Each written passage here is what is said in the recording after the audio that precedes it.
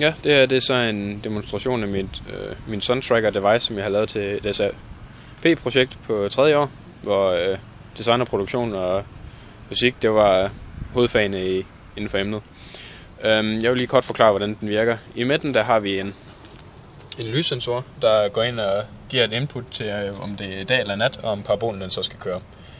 Derefter så har vi en sensorer i venstre side, og det samme i højre side, hvor de går ind og måler inputtet, og hvis differencen den er stor nok, så sætter det motoren til at dreje til højre eller til venstre, alt efter hvilken en der er størst.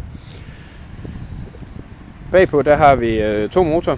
Vi har en til at styre den vertikale aksel, hvor vi har en gevindstang, der trækker en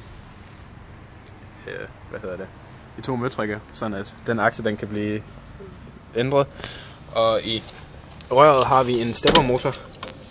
Det skal jeg lige sige, den anden det er også en steppermotor, som der styrer den anden akse. Ja, jeg vil nu demonstrere, godt nok kun på den ene akse, da den anden motor den har været udsat for en mindre fejl, ved at den har været fremstående i kantinen. Jeg vil nu sætte strøm til styringen, og så vil jeg vise, at den drejer ind på solen.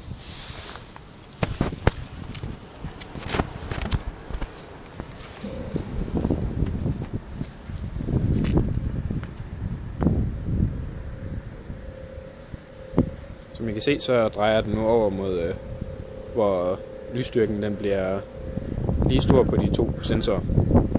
Den er ikke så stabil igen, men og I kan se, at vinden den tager rimelig godt fat i parabolen, når der lige kommer et lille vindstød. Men nu er den stillet ind på solen, sådan at inputtet det er lige stort på hver side.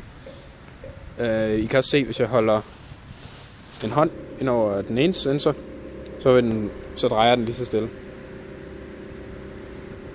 i modsatte retning, da den har det største input. Og nu drejer den så tilbage igen, nu hvor jeg har flyttet hånden.